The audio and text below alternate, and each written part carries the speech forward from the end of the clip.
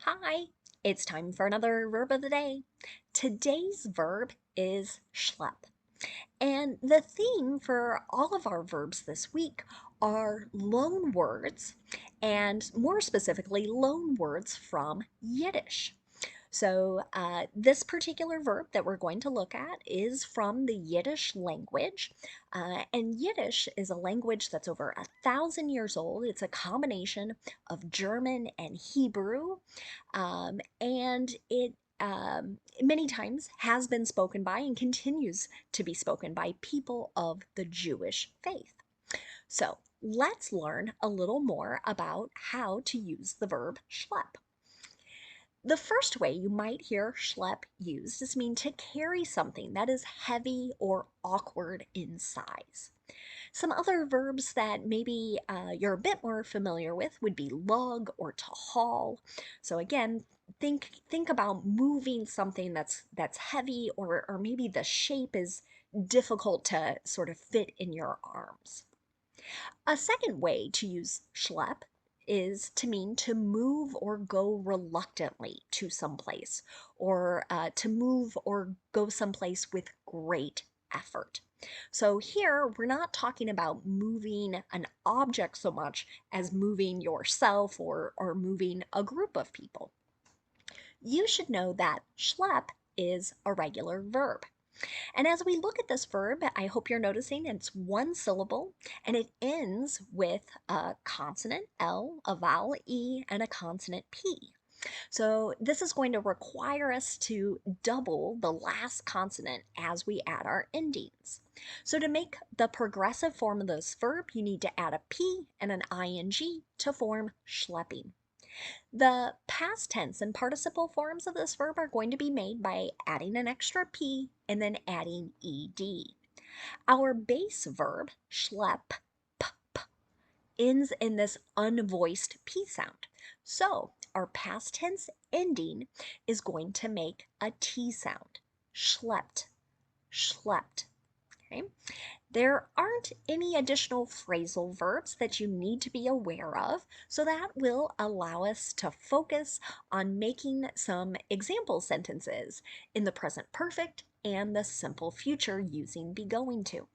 Let's start with the present perfect. We use this verb tense to talk about an action that started in the past and continues into the present. We also use this verb tense to talk about an action that was completed at some unknown point in the past. So we might not be aware if this thing happened a year ago or 10 years ago, and it may not matter.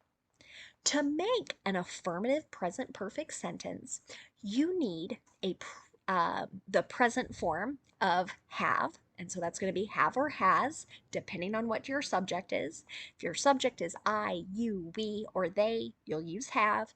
But if your subject is he, she, or it, you'll use has. And then you're going to use the participle form of the verb. So because this is a regular verb, our participle looks the same as the past tense. Let's take a look at an affirmative example. The Uber Eats driver has schlepped 2,800 meals over the last 3 years. I saw this sentence in an article recently. And so, again, that idea of someone kind of hauling or moving, and these things can be awkward, right? Maybe there are soups and different containers and things. But because the driver here is singular, I'm using has. And then you can see that participle there. To make a negative present perfect sentence, just insert not after have or has. You might hear some people use the contraction form haven't or hasn't. Here's another example. Some workers haven't schlepped into the office in over 18 months, right? So again, that idea, some people have very long commutes, right? So they are moving with great effort. That second definition we looked at earlier. If you want to ask a yes or no question in the present perfect, start with have or has, whichever form matches your subject, and the subject is going to come next, and then use the participle form of the verb. Have they schlepped around the amusement park all day? So, again, that idea of moving with great effort. Now, let's take a look at the simple future using be going to. We practice different ways of making future sentences. We tend to use be going to, though, whenever we want to make a prediction and we have evidence that supports our prediction. We also use it to talk about future plans, so something we've decided on before we start speaking or writing or sharing.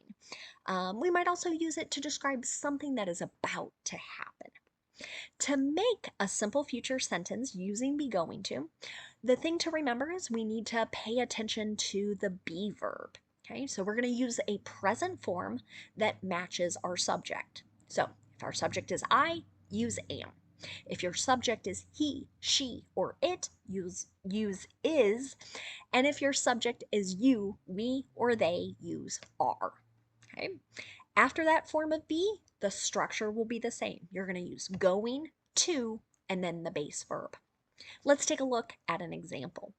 Their mom is going to schlep all the equipment and treats to the game this weekend, right? So imagine this particular mother in our sentence is carrying a lot of heavy things, maybe awkward to fit in her car and transport to a particular sporting event. If you want to make a negative simple future sentence using be going to, just insert not after your be verb. Here's another example.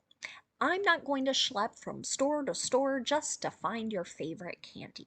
So this really ties back again to that second definition. So someone moving a great distance, maybe again and again, making this great effort to find one particular thing.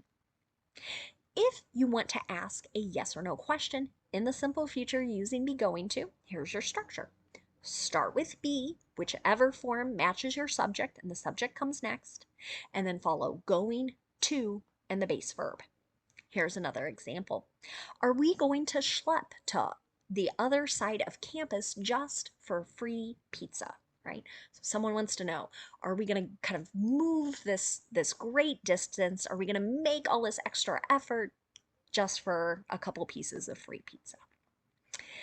Lastly, let's take a look at a word that is related to our verb schlep, and that's just the noun form of this word. So same spelling, same pronunciation, and when this word is used as a noun, it's referring to a tedious or a difficult journey.